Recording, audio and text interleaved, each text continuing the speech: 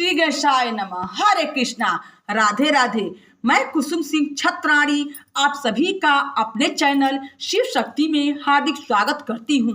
आज मैं आप लोगों को शिव महापुराण के पार्वती खंड के 28वां अध्याय की कथा सुनाने जा रही हूँ। पार्वती जी को शिव जी का दर्शन।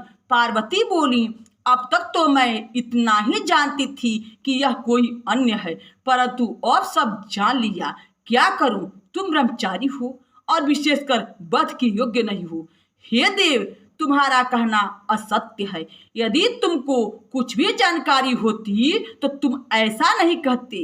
ज्ञात होता है कि तुम ब्रह्मचारी का रूप धरकर मुझे बहकाने आए थे, इसलिए यह छल युक्त कुत्सित और युक्तिपूर्ण वचन कहे हो। परंतु मैं भगवान शंकर के सुंदर स्वरूप और अर्थात शिव तत्व को जानती हूँ। वे भगवान शिव वस्तुतः निर्गुण हैं और कारण से वहीं सगुण हो जाते हैं। तब जो निर्गुण और गुणों की आत्मा है, उन शिव की जाति कहाँ से हो सकती है? वे सब विद्याओं के अधिष्ठाता हैं, फिर भी उन पूर्ण काम परमात्मा को विद्या से कोई प्रयोजन नहीं है। उन्होंने ही कल्प के आदि में उच्छ्वास रूप वेदों को विष्णु के लिए दिया था। उनके समान कोई अच्छा स्वामी नहीं है। वे सदाशिव सब भूतों के आदि भूत हैं। उन्हीं से प्रकृति उत्पन्न हुई है और उनका शक्ति से कोई कारण नहीं है। वे साक्षात शक्तिश हैं। उनके भजन से तो प्राणी मृत्यु को भी जीत सकता है। इसी से त्रिलोक में उनका नाम मृत्युंजय है। अतएव चाहे वे बहुरूपधारी या जैसे कैसे भी हों, परंतु वे सबके प्रिय और मेरे तो अभिष्टतम ही हैं। उन महात्मा के समान न तो विष्णु हैं, न ब्रह्मा हैं और न कालाधीन देवों की तो बात ही क्या है।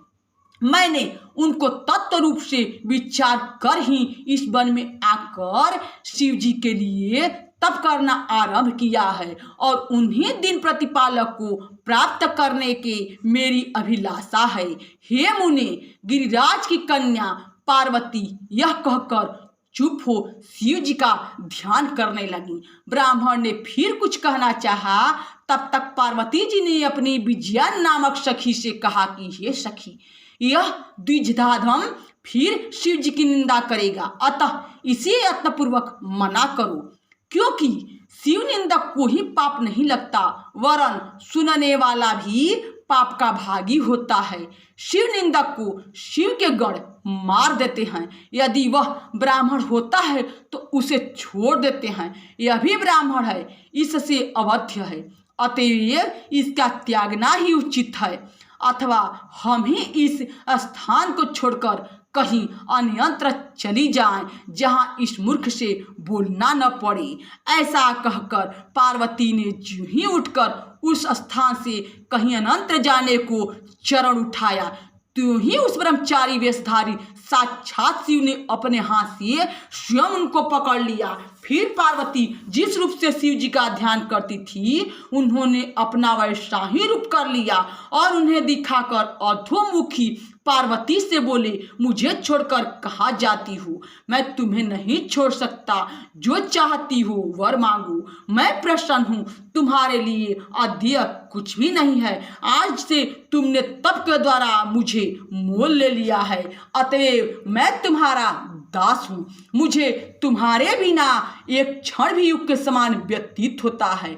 मैं तुम्हारी सुंदरता पर बिक चुका हूँ। यह सब मैंने तुम्हारी परीक्षा ली थी। मेरे इस अपराध को क्षमा करो। हे शिवे, तुम्हारे समान मुझे तीनों लोकों में कोई प्राणी प्रिय नहीं दिखाई देती। मैं सब प्रकार से तुम्हारे अधीन हूँ।